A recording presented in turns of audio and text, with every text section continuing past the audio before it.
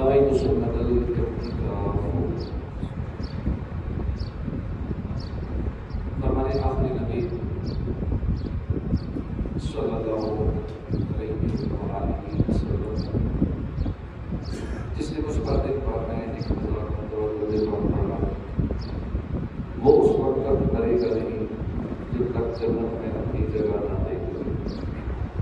سب حضرت حبیب صلی اللہ علیہ وسلم. سورہ بقرہ آیت نمبر 8 اور 9 میں ارشاد ہوتا ہے وَمِنَ النَّاسِ مَن يَقُولُ آمَنَّا بِاللَّهِ وَبِالْيَوْمِ الْآخِرِ وَمَا هُم بِمُؤْمِنِينَ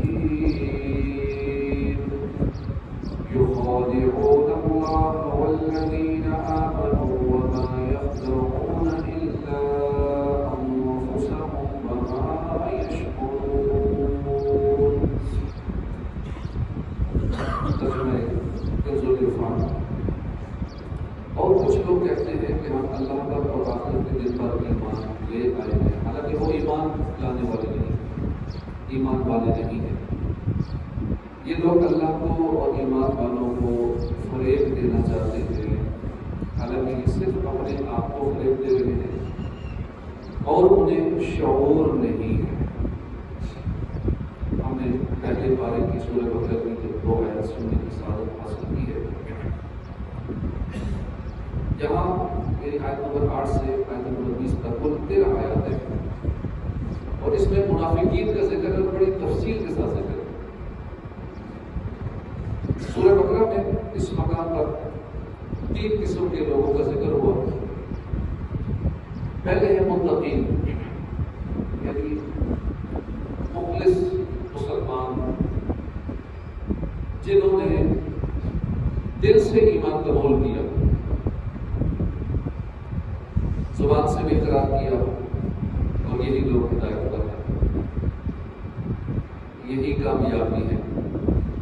یہی وہ خوش بخت ہے کہ جو قرآن کریم کی ہدایت کو قبول کرتے ہیں، اس سے فائدہ اٹھاتے ہیں، دنیا بھی سنبھالتے ہیں، آخرت بھی سنبھالتے ہیں. دوسرے نمبر پر وہ لوگ ہیں کہ جنہوں نے نہ زبان سے ایمان قبول کیا، نہ ان کے دل میں ایمان کا نور داخل ہوا. یہ کافر ہیں، ضدی ہیں، ہٹ دھرم ہیں. ان کے دل پر، ان کے کانوں پر مہر لگ گئی،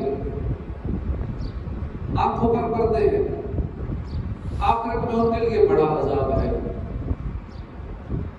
تیسرے نمبر پر وہ لوگ ہیں کہ جنہوں نے زبان سے کلمہ پڑھا لیکن دل سے اقرار نہیں کیا، ایمان ان کے دل میں داخل نہیں ہوا. انہوں نے دل میں کفر کو چھپایا، جھوٹے منہ کلمہ پڑھا. یہ منافق اور یہ کافروں سے بھی بدتر ہے. انہی کے متعلق فرمایا کہ بے شک منافق دوزخ کے سب سے نیچے طبقے میں ہوں گے. تو پتہ چلا کہ منافقوں کو کافروں سے بھی زیادہ سخت عذاب دیا جائے گا. اللہ پاک نے عذاب دوزخ سے محفوظ کرنا، الہی جہنم سے آزاد کر دے، ایسے دوست میں داخلہ مانگتا. منافق چونکہ زیادہ سخت ہے، بدتر ہے، سب سے بڑھ کر نقصان پہنچانے والا ہے، اس لیے اللہ کریم نے ان مقامات پر تفصیل کے ساتھ منافق کے بارے میں بتا دیا. ان کی علامات بتائیں، ان کے برے کردار کے بارے میں بتائیں اور منافقوں کے عیبوں کی وضاحت فرمائی تاکہ مسلمان ان کو پہچان سکیں اور ان کے شر سے محفوظ رہیں. چنانچہ فرمایا اور کچھ لوگ کہتے ہیں، یعنی منافقوں کو کچھ لوگ کہا گیا ہے، مطلب یہ کہ منافق اس لائق ہی نہیں ہے کہ ان کا ذکر کسی خوبی کے ساتھ کیا جائے. بس وہ کچھ بدبخت لوگ ہیں جو کہتے ہیں کہ ہم اللہ اور اس کے دن پر ایمان لائے. اسلامی عقائد کے دو کنارے ہیں. سب سے پہلا عقیدہ اللہ کو ایک ماننا ہے، اور سب سے آخری عقیدہ قیامت پر ایمان رکھنا ہے، قیامت پر یقین رکھنا ہے، نبیوں پر ایمان لانا، فرشتوں پر ایمان لانا، اللہ کی کتابوں پر ایمان لانا، تمام ضروریات دین پر ایمان لانا. یعنی منافقوں نے کہا کہ ہم اللہ پر بھی ایمان لائے، اس کے رسولوں پر بھی لائے، کتابوں پر لائے، غرض تمام اسلامی عقائد پر ایمان لائے، مگر اللہ فرماتا نہیں لائے. منافق کہتا ہم ایمان لائے کیونکہ اللہ پاک دلوں کے حالات جانتا ہے. اللہ پاک فرماتا ہے پر وہ ایمان والے نہیں ہیں. منافق کہتے ہیں ہم ایمان لائے، ہم پکے مسلمان ہیں، لیکن ان کا یہ کہا، ان کا یہ صرف ایمان زبان کو یہ ہوتا ہے، ان کے دل میں ایمان نہیں داخل ہوا، دل سے کلمہ نہیں پڑا، خالی زبان سے کہا. یہاں یہ سوال ذہن میں ابھرتا ہے،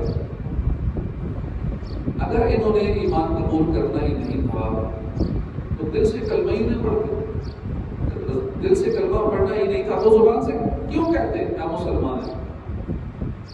اللہ پاک نے فرمایا کہ یہ لوگ اللہ کو اور ایمان والوں کو فریب دینا چاہتے ہیں، دھوکہ دینا چاہتے ہیں. دیکھو منہ سے کلمہ پڑھ رہے ہیں، منہ سے اور کہتے ہیں اندر سے اور ہے. اور آج کل لوگ اس کو بڑی تیزی سے سمجھتے ہیں، اوپر سے سب کچھ چیک رکھو، اندر سے جو بھی ہو، اندر سے اسی کی جڑیں کاٹو جس کے ساتھ اٹھنا بیٹھنا ہے، جس کے ساتھ کھانا پینا ہے.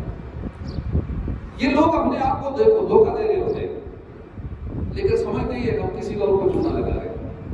یہ اپنے آپ سے فریب کر رہے ہیں.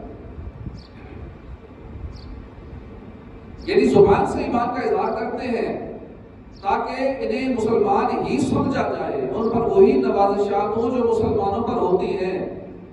رسول اکرم صلی اللہ علیہ وسلم ان کے ساتھ اسی طرح شفقت سے پیش آئیں جس طرح مسلمانوں کے ساتھ پیش آتے ہیں. مسلمان ان کو اپنا بھائی سمجھیں، ان کی جان و مال کی حفاظت کریں جس طرح مسلمان کی حفاظت ہوتی ہے. انہیں وہ تمام فائدے حاصل ہوں جو اسلامی سلطنت میں ایک مسلمان کو ہوتے ہیں. یہ سارے بینیفٹ سے لینا چاہتے ہیں جو مسلمانوں والے ہیں. ساتھ ہی ساتھ دل میں کفر کو بھی چھپائے ہو. بس یہ اللہ کو اور ایمان والوں کو دھوکہ دینے کی کوشش میں ہے، جبکہ حال یہ ہے کہ یہ صرف اپنے آپ کو فریب دے رہے ہیں، ان کو خبر نہیں، یعنی شعور نہیں ہے. اللہ پاک کو اور اس کے پیارے محبوب کو بلا کیسے کوئی دھوکہ دے سکتا ہے؟ دھوکہ تو اسے دیا جاتا ہے جس سے کچھ چھپا ہو، جس سے کچھ پتہ نہ ہو. اللہ پاک تو علام الغیوب ہے، غیبوں کو جاننے والا ہے، علام الغیوب بھی ہے، سب چھپی باتوں کو جانتا ہے، دلوں کے حالات سے بھی واقف ہے. کائنات کی وسعتوں میں ایک ذرہ بھی ایسا نہیں ہے کہ جو رب قدیر سے چھپ سکتا ہو. لہذا اللہ کو دھوکہ نہیں دیا جا سکتا. ایسے ہی اللہ کے محبوب کو بھی دھوکہ نہیں دیا جا سکتا کیونکہ وہ اللہ کے خلیفہ اعظم ہیں.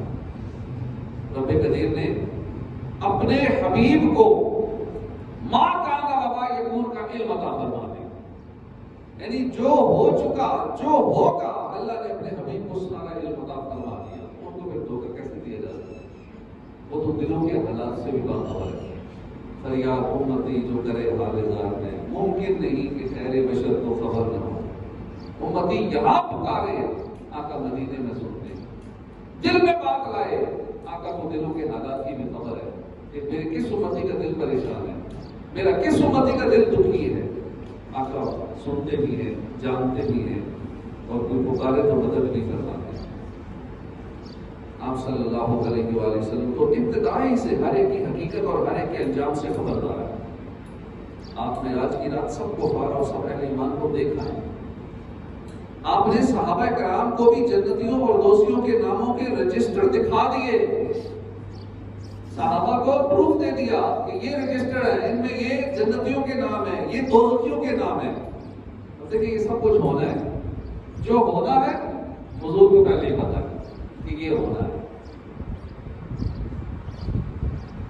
آپ صلی اللہ علیہ وآلہ وسلم نے بڑے سے بڑے کافر کی ایمان لانے کی خبر دی تو بالآخر وہ مسلمان ہو کر ہی دنیا سے گیا. جس کے متعلق فرمایا کہ کفر پر مرے گا وہ کفر پر ہی مرے. تو اللہ اس کے محبوب کو کیسے دھوکہ دیا جا سکتا؟ لہذا سچ یہی ہے کہ یہ منافق لوگ یہ پانی پر دیوار بنانے کی فکر میں ہے. یعنی ناممکن کاموں کے پیچھے لگے ہوئے. یہ چاہتے ہیں کہ زبان سے کلمہ پڑھ کر ظاہر میں اپنے ایمان کا اظہار کر کے دل میں کفر چھپا کر اللہ کو اس کے پیارے محبوب کو اہل ایمان کو دھوکہ دے لیں گے. مگر یہ حقیقت ہے کہ یہ بدبخت یہ خود غریبی میں مبتلا ہے, یہ اپنے آپ کو دھوکہ دے رہے ہیں مگر انہیں شعور نہیں. یہ دو آیات جو ہم نے سننے کی سعادت حاصل کی ہے ان میں بہت ساری باتیں ہمیں سیکھنے کو ملتی ہے. دو اہم بنیادی درس جو یہاں ہمیں سیکھنے کو ملتے ہیں وقت کی مناسبت سے مختصر سے یاد کریں گے. ظاہر و باطن کے تضاد سے بچیے. اسی لیے ہم لوگ ٹینشن میں رہتے ہیں. ظاہر کچھ اور ہوتا ہے, باطن میں کچھ اور ہوتا ہے اور اپنا ثبوت برباد کر لیتے ہیں. تو جو اندر سے ہیں وہی باہر سے ہو. اندر سے کچھ باہر سے کچھ منافقین کی علامات پالے ہوئے سکون کیسے ملے گا؟ ساری زندگی میں سکونی میں ٹینشن میں گزر جاتے ہیں. پہلا درس یہ ملا کہ ظاہر و باطن کے تضاد سے بچیے. منافقوں کا اصل جرم کیا تھا؟ یہی تو تھا, اندر سے کچھ باہر سے کچھ, یعنی اندر باہر الٹ اپوزٹ. دل میں کفر چھپا کر زبان سے کلمہ پڑھتے تھے. لہٰذا ہمیں منافقوں کے ہر عیب سے بچنا چاہیے. جو عیب منافقوں کے اندر ہے وہ اپنے اندر دیکھنے چاہیے. اگر ایسا ہے تو اس سے بچنا چاہیے. ظاہر و باطن کا تضاد اگر ایمانیات کے معاملے میں ہو, یعنی بندہ دل میں کفر چھپا کر زبان سے کلمہ پڑھے, تو یہ نفاق اعتقادی ہے, بدترین کفر ہے. اس کے علاوہ اگر یہ تضاد ایمان کے معاملے میں نہ ہو بلکہ یہ اعمال میں ہو, کردار میں ہو, اگرچہ یہ کفر نہیں ہے لیکن بہت بڑا عیب ہے. قرآن کریم میں اللہ کا فرماتا ہے کہ اللہ کے نزدیک یہ بڑی سخت ناپسندیدہ بات ہے کہ تم وہ کہو جو نہ کرو. جھوٹ بولنا, امانت میں خیانت کرنا, وعدہ خلافی کرنا, یہ سارے ظاہر و باطن کے اختلافات ایک ہی صورتیں ہیں. اور احادیث میں بھی انہیں منافقوں کی علامات کہا گیا ہے. جھوٹ بولنا, امانت میں خیانت کرنا وغیرہ وغیرہ. سرکار مدینہ صلی اللہ علیہ وسلم کا فرمان ہے کہ 4 باتیں جس کے اندر پائی جائیں وہ خالص منافق ہے. اگرچہ وہ نماز پڑھے, روزے رکھے, نیک اعمال کرے, تہجد پڑھتا ہو, خوب اللہ کی راہ میں خرچ کرتا ہو, بڑا نیک ہو, اپنے آپ کو نیک سمجھتا ہو, خود کو بڑا پکا مسلمان سمجھتا ہو, اور جس میں ان میں سے ایک خصلت پائی جائے تو اس میں نفاق کا ایک شعبہ موجود ہے, یہاں تک کہ اس کو چھوڑ دے. اذا اؤتمن خان, امانت دی جائے وہ خیانت کرے. وَإِذَا حَدَّثَ كَذَبَ, جب بات کرے وہ جھوٹ بولے. وَإِذَا عَاهَدَ غَدَرَ, وعدہ کرے پورا نہ کرے. وَإِذَا خَاصَمَ فَجَرَ, جب جھگڑا کرے تو گالی دے. ہم غور کریں ان علامات کو جو ہم نے سنی ہے, اگر ان میں سے کوئی علامات اپنے اندر پائی جاتی ہے تو اسے نکالنا چاہیے. گالی ضروری ہے, ذرا سا کسی کو کچھ غلطی سے ہی کچھ غلطی ہو جائے تو آگے سے فوراً گالیاں نکلنا شروع ہو جاتی. بالکل آٹو پہ لگ جاتا ہے کام. غلطی سے کوئی اگر گالی دے تو اگلا 4 گالیاں دے گا. ایک تھپڑ لگ جائے تو اگلا فوراً زبان سے بھی گالیاں تو فوراً ریپلائی کرے گا ہاتھوں پاؤں سے بھی. اگر ہمارے منہ سے فوراً گالیاں نکلتی ہیں تو یہ دیکھ لیں منافقوں کے علامات میں سے ایک علامت ہے. فوراً ریپلائی کرنا, جیسا اگلے نے کیا ویسا ہی فوراً ریپلائی. اسی طرح منافق کی اور بہت علامات ہیں جس میں یہ برائیاں ہوں, وہ اگرچہ مسلمان ہی ہے مگر اس کا کردار, اس کے اعمال منافقوں جیسے ہیں. ہمیں چاہیے ہم اس پر بچتے رہیں. اللہ پاک ہمیں نفاق اعتقادی سے نفاق عملی دونوں سے محفوظ کرے. ہم بظاہر بڑا نیک صورت ہے, کر دے مجھ کو اپنے سیرت. ظاہر اچھا ہے باطن برا ہے, یا خدا تجھ سے میری دعا. اے دنیا میں چھپائے, حشر میں بھی نہ اب آج آئے, آہ نامہ میرا کھل رہا ہے, یا خدا تجھ سے میری دعا. دوسرا جو درس ہمیں ان آیات سے ملا, سورہ بقرہ کی آیت نمبر 8 اور 9 کی وضاحت ہم سن رہے ہیں. پہلا درس یہ ملا کہ ظاہر اور باطن کے تضاد سے بچیے. دوسرا درس ہمیں ان آیات سے یہ ملا خود فریبی سے بچیے, اپنے آپ کو دھوکہ نہ دیجیے. اب دیکھیے نا منافقوں کے جو وصف بیان ہوا, اللہ پاک نے فرمایا کہ حالانکہ یہ صرف اپنے آپ کو فریب دے رہے، انہیں شعور نہیں ہے۔ تو یہ ان کی حماقت ہے، ان کی کم عقلی ہے، یعنی وہ چاہتے نہ چاہتے اپنے آپ کو دھوکہ دے رہے۔ ہمیں چاہیے کہ ہم ایسی حماقت سے بچیں۔ اب اندازہ کیجیے کہ جو فریبی اتنا نقصان دہ عمل ہے، لا الہ الا اللہ محمد رسول اللہ صلی اللہ علیہ وسلم، یہ پڑھ کر بندہ مسلمان ہو جاتا ہے، مگر منافق یہی کلمہ پڑھ کے مسلمان نہیں ہوتا، وہ کافر کا کافر ہی رہتا ہے۔ لا الہ الا اللہ پڑھ کر بندہ جنت کا حقدار ہو جاتا ہے، مگر منافق یہی کلمہ پڑھ کے جہنم کے سب سے نچلے درجے میں چلا جاتا ہے۔ جو بندہ سچے دل سے کلمہ پڑھے اس کے پچھلے گناہ دھل جاتے ہیں، مگر منافق کلمہ پڑھتا ہے اس کے گناہ اور بڑھ جاتے ہیں۔ یہ منافق صحابہ کے ساتھ رہتے تھے، مسجد نبوی میں نماز پڑھتے تھے، سرکار کے پرنور چہرے کی زیارت بھی کرتے تھے، پیارے آقا صلی اللہ علیہ وسلم کا پاکیزہ کلام سنتے تھے۔ بالکل یہی کام منافق بھی کرتے تھے، صحابہ بھی یہ کرتے تھے، منافق بھی یہ کرتے تھے۔ منافق بھی مسجد نبوی میں نمازیں پڑھتے ہیں، یہ بھی پڑھتے تھے۔ صحابہ بھی چہرے پر دعا کی زیارت کرتے تھے، منافق بھی کرتے تھے۔ اسی چہرے پر نور کو دیکھنے کی برکت سے صحابہ قیامت تک آنے والے بڑے بڑے اولیاء، علماء، صلحاء تمام مسلمانوں کے سردار بن گئے، اور منافق لعنت کے مستحق۔ اسی چہرہ پر نور کی زیارت کی برکت سے صحابہ کو برکتیں نصیب ہوئی، قیامت تک کے لیے ان کی عزت و احترام دلوں میں ڈال دیا گیا۔ آج تک ہم صحابہ کا ذکر قدر و احترام سے کرتے ہیں، ممبروں پر صحابہ کے نام کے ڈنکے بجتے ہیں، خطبے میں ان کے لیے دعائیں ہوتی ہیں، صحابہ کے نام کی محفلیں سجتی ہیں، ان کے نام کے نعرے لگتے ہیں، صحابہ کا نام سن کر آج بھی سر ادب سے جھک جاتے ہیں، مگر منافق اتنا بدبخت ہے کہ انہوں نے بھی چہرہ پرنور کی زیارت کی، یہی کلمہ پڑھا، مسجد نبوی میں ہی نماز پڑھتے تھے، مگر آج ان کا کوئی نام بھی نہیں لیتا، نام لیتا بھی تو بولے الفاظ سے لیتا، لعنت بھیجتے ہیں منافقوں پہ، نفرت کرتے ہیں، ادب نہیں کیا جاتا منافق۔ آخر یہ منافق اتنے بڑے نقصان کے حقدار کیوں ٹھہرے؟ خود فریبی کی وجہ سے۔ وہ دھوکہ دے رہے تھے اللہ اس کے محبوب کو، لیکن حقیقت میں وہ خود فریبی میں مبتلا تھے، وہ اپنے آپ کو دھوکہ دے رہے تھے۔ اس لیے ہمیں خود فریبی سے بچنا چاہیے، دوسروں کو دھوکہ مت دیجیے، دوسروں کو دھوکہ دینا خود فریبی۔ نام بول میں کمی کر کے بندہ سمجھتا ہے میں نے اگلے کو چونا لگایا، اگلے کو دھوکہ دے رہا، وہ دھوکہ اپنے آپ کو دے رہا، چیز تول کے جتنی دینی ہے اتنی نہیں دے رہا، پیسے پورے لے رہا ہے، کوانٹٹی کم دے رہا ہے، سمجھ رہا میں نے اگلے کو دھوکہ دے دیا، میں نے مال زیادہ کما لیا، حقیقت میں وہ دھوکہ اپنے آپ کو دے رہا ہے۔ ناقص مال کو اعلیٰ بتا کر بیچ دیتا ہے، اور خوش ہوتا ہے کیسا میں نے دماغ لڑایا، کیسا مال کمایا، اگلے کو دھوکہ دے دیا۔ یہ دھوکہ اگلے کو نہیں ہے، یہ دھوکہ اپنے ساتھ۔ نوٹوں کی گڈی میں نقلی نوٹ چھپا کر دے دیتے ہیں، لیکن سمجھتا ہم نے دھوکہ دے دیا۔ یہاں بھی چندے میں دیتے ہیں نقلی نوٹ، اکثر یا کئی بار ایسا ہوا کہ چندے میں 10-10 والے، 50-100 والے، یہاں تک کہ 500,000 والے بھی، 5,000 والے نقلی نوٹ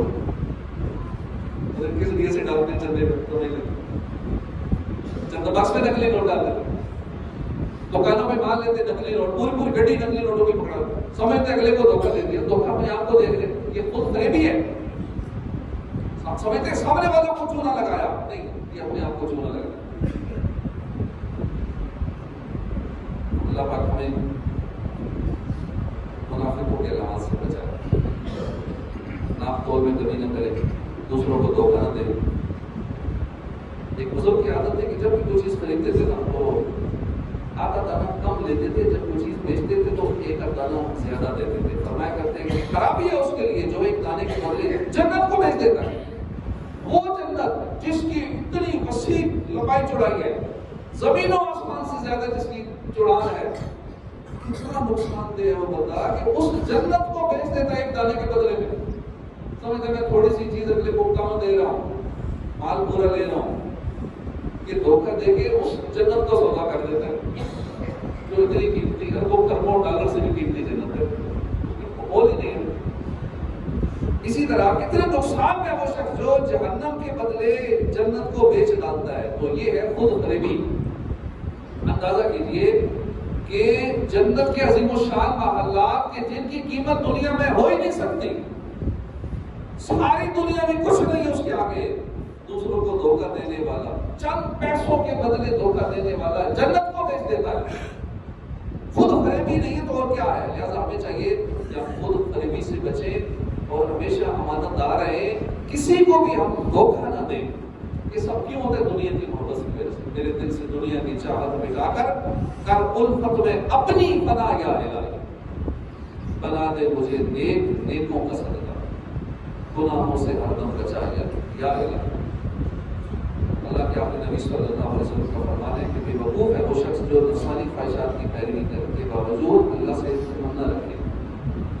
جو بندہ کبیرہ گناہ کرے، فرائض چھوڑے، واجبات نہ کرے، گناہوں سے توبہ بھی نہ کرے اور پھر جنت کی امید لگائے کہ مجھے جنت بھی ملے گی، نماز ایک نہیں پڑھنی، کہ جنت اللہ دے گا، اللہ بڑا قریب رہے گی میرا بات، جنت کی ملے گی۔ پھر جو یہ نمازیں پڑھ رہے ہیں، نیک اعمال کریں گے، بیوقوف ہے کہ جنت ان کو مل جانی ہے جنہوں نے نماز کی نہیں پڑھنی، جنہوں نے سارا دن دھوکہ فراڈ کرنا ہے، جنہوں نے جی بھر کے گناہ کرنے ہیں اور جنت کی امید لگا کے رکھنی ہے، تو یہ دھوکہ ہے، اپنے ساتھ دھوکہ۔ جب اللہ نے اس کی پیارے حبیب نے واضح فرما دیا نماز نہ پڑھنے والا جہنم کا حقدار ہے، جب اللہ کے محبوب نے فرما دیا ایک نماز چھوڑنے والے کا نام جہنم کے اس دروازے پہ لکھ دیا جاتا ہے جہاں سے وہ داخل ہوگا، اور ہم کہتے ہیں مجھے جنت ہی ملے گی، نماز ایک نہ پڑھو۔ حج روزے قضا کرنے والا، فرض ہونے کے باوجود زکات نہ دینے والا، ماں باپ کا نافرمان، پڑوسیوں کو تکلیف دینے والا، مسلمان بھائیوں کو نقصان پہنچانے والا جہنم کا حقدار ہے۔ جب اللہ اس کے محبوب نے فرما دیا ہم کہتے ہیں جنت ہی ملے گی مجھے، یہ سارے کام کر کے ملے۔ یہ تو وہ غور کی شخص وہ اللہ کی محبت میں ایک بندہ ہے جو نرم نرم بستر چھوڑتا ہے، فجر میں نماز پڑھنے آتا ہے، نیند کی قربانی دیتا ہے، ایک بندہ ڈٹ کے سوتا ہے، نماز ایک نہیں پڑھتا، سارا دن دھوکہ فراڈ بھی کرتا ہے، دونوں برابر کیسے ہو سکتے ہیں؟ ایک قربانی دینے والا ایک بندہ ہے جو جس کو اللہ نے مال دیا وہ حج کرتا ہے، کتنی وہاں حج ایک جسمانی مشقت، اچھی خاصی مشقت ہے، 20 25 30 کلومیٹر ڈیلی چلنا پڑ جاتا ہے وہاں، مینا مزدلفہ عرفات مسجد حرام، مکے سے پھر مینا جانا، مینا سے پھر پیدل یہاں آنا، یہ پیدل سفر اور پھر نیند کے غلبے، ایسی مشقت ہوتی ہے کہ ایک بھائی بتا رہے تھے کہ ہم وہاں گئے تو وہاں پانی کے اوپر ہی سو گئے، اتنی شدید نیند تھی پتہ نہیں چلا کہ پانی کے اوپر سوئے، ایسی تھکاوٹ ہوتی ہے۔ تو ایک بندہ کہ نہیں میں نے حج بھی نہیں کرنا اور میں برابر ہے تو حج کرنے والا نہ کرنے والا، ایسا نہیں۔ جو بندہ نیک اعمال کرتا ہے، نوافل کثرت سے پڑھتا ہے، ذکر و اذکار کثرت، ایک بندہ کف نہیں کرتا، سارا دن زبان کو غلط کاموں میں استعمال کرتا ہے، وہ کہتے ہیں ہم برابر ہے، ایسا نہیں۔ تو ایسا سمجھنے والا وہ اپنے آپ کو دھوکہ دیتا ہے۔ آج بنتا ہوں معزز جو کھلے حشر میں عیب، آہ رسوائی کی آفت میں پھنسوں گا یا اللہ ہمیں آخرت کی رسوائی سے بچائے۔ اسی طرح تکبر کرنے والا یہ بھی خود فریبی میں ہوتا ہے، جو سمجھتا ہے کہ میرے پاس یہ چیز ہے، تکبر کسی وجہ سے ہوتا ہے، یا تو حسن ہے تکبر آئے گا، یا بڑی جان ہے، بندہ بڑا ہٹا کٹا باڈی بلڈر ہے تو آئے گا، یا مال زیادہ ہے، یا کوئی منصب مل گیا، یا شہرت مل گئی، دولت مل گئی، کسی وجہ سے تکبر آتا ہے۔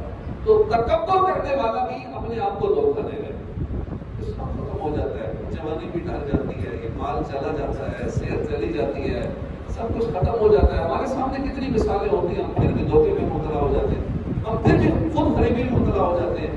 دنیا جہاں میں ہے عبرت کے ہر سو نمونے، مگر تجھ کو اندر کیا رنگ و بونے، کبھی غور سے یہ دیکھا ہے تو نے جو آباد تھے وہ مقام آگے سنے۔ دنیا میں کتنی عبرت کی مثالیں موجود ہیں، لیکن اس کے باوجود ہم دھوکے میں مبتلا رہتے ہیں۔ ذرا تھوڑا سا کڑک والا سوٹی پہننے کا قلم لگاؤ تو پھر اسی سے کڑک اکڑ آ جاتی ہے۔ اور اتنی سی بات ہے ہمارے لیے وہ پھوپا کے لیے کافی ہوتے ہیں، میرے پاس گاڑی مہنگی ہے، میرے پاس یہ ہے، ہمیں اس سے بچنا چاہیے، اللہ کو تکبر پسند نہیں ہے۔ تو ہم نے جو قرآن مجید کی آج 2 آیتوں، آیت نمبر سورہ بقرہ کی آیت نمبر 8 اور آیت نمبر 9 کی وضاحت سنی، اور اس سے جو مدنی پھول ہمیں ملے وہ سنے۔ تکبر کے حوالے سے بھی یہ بھی خود فریبی کی ایک صورت ہے۔ اسی طرح ظاہر اور باطن کے تضاد سے بچنا یہ بھی ضروری ہے۔ ایک اسرائیلی عابد تھا، بہت نیک شخص تھا، اور ایک حضرت گنہگار۔ ایک مرتبہ اس اسرائیلی گنہگار کا گزر ایک بڑے عبادت گزار کے قریب سے ہوا، تو اس نے دیکھا کہ عبادت گزار کے سامنے سایہ ہے بادل کا. اس شخص نے سوچا کہ چلو میں بھی اس کے قریب بیٹھتا ہوں، یہ بڑا عبادت گزار ہے، میں تھوڑی دیر پاس بیٹھوں گا تو اللہ ہو سکتا ہے اس میں بھی کرم فرما دے، میں بھی بخشا جاؤں. وہ جا کے قریب بیٹھ گیا. عابد کو بڑا ناگوار گزرا، میں نیک بندہ اور یہ گناہگار آ کے میرے ساتھ بیٹھ گئے. کہاں مجھ جیسا عبادت گزار، کہاں پرلے درجے کا یہ گناہگار، یہ میرے پاس کیسے بیٹھ گیا. حقارت سے دیکھا، اس شخص کو مخاطب کیا، کہا اٹھ جاؤ یہاں سے. اس پر اللہ پاک نے اس زمانے کے نبی علیہ السلام پر وحی فرمائی کہ دونوں سے فرما دیجیے کہ اپنے عمل نئے سرے سے شروع کیا. میں نے اس گناہگار کو اس کے حسن ظن کی وجہ سے بخش دیا اور اس عبادت گزار کے اس عمل یعنی تکبر کی وجہ سے اس کے سارے عمل کو ضائع کر دیا. چاہے عمل نیکیوں میں ہو، چاہے ظاہری کسی قوم کی وجہ سے ہو، تکبر خطرناک ہے. اللہ پاک ہمیں اس سے بچائے.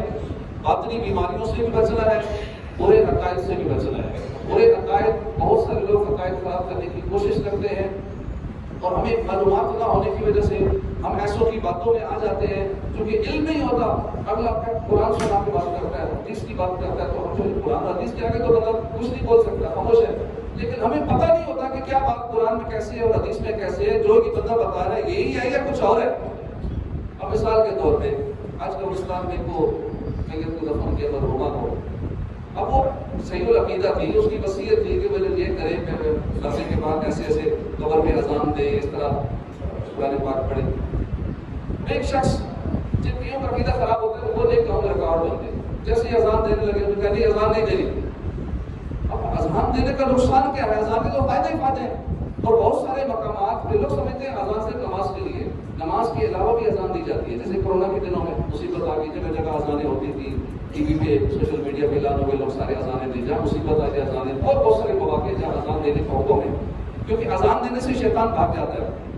میت کا امتحان شروع ہوتا ہے، فرشتے آتے ہیں، اس وقت شیطان آ جاتا ہے، اس کو کہتا ہے کہ تو میں رکھوں، من رکھو گا، شیطان اپنی طرف اشارہ کرتا ہے. تو اس وقت شیطان کو بھگانے کے لیے بھی اذان بہت کارآمد ہوتی ہے. اور بہت سارے فائدے، ثواب کا کام ہے اذان دینا، اس اذان سے منع کر دیا. اب جو سیدھے سادے ہوتے ہیں، گھر والے پاس کر میت کو بھی پریشان ہو جاتے ہیں، شاید یہ غلط ہی کام ہے، ٹھیک ہے کہ اذان نہ دینا. بھائی اذان نہ دینا، ایک بندے کے کہنے پہ اپنے میت کا جو فائدہ کرنا چاہتے ہو اس کا نقصان کر رہے ہو. اب جس سے اتنی محبت کرتے تھے اپنی والدہ سے، اپنی بہن ہے، بیٹی ہے، جو بھی دنیا سے گئی ہے، اب ایک فائدہ جو اس کا کر سکتے تھے مرنے کے بعد وہ بھی نہیں کر رہے. اذان سے ٹھیک ہے جی نہیں رہنے دیں، کیونکہ اس نے جو کہہ دیا، اس نے کہہ دیا تو کیا، پہلے اس سے پوچھو کہنے والے سے کہاں لکھا ہے کہ اذان دینا منع ہے یا گناہ کا کام ہے. تو اب یہ کلیہ یاد رکھ لیں، لمبی چوڑی بحث کرنا پڑے فائدہ نہیں ہے، ایسے لوگ ٹائم ویسٹ کرتے ہیں. ایک شریعت کا کلیہ ذہن میں بٹھا لیں کہ جس چیز کا شریعت نے حکم دیا وہ کرنا ہے، جس چیز سے شریعت نے منع کیا ہے وہ منع ہے، جس میں قرآن و حدیث نے خاموشی اختیار کی ہے وہ کام جائز ہے. جو بندہ کسی کام سے منع کرے، سب سے پہلا سوال کریں کہ آپ قرآن و حدیث سے کوئی شریعت کی دلیل لیں، کہاں یہ چیز منع ہے، دلیل لا نہیں سکے گا.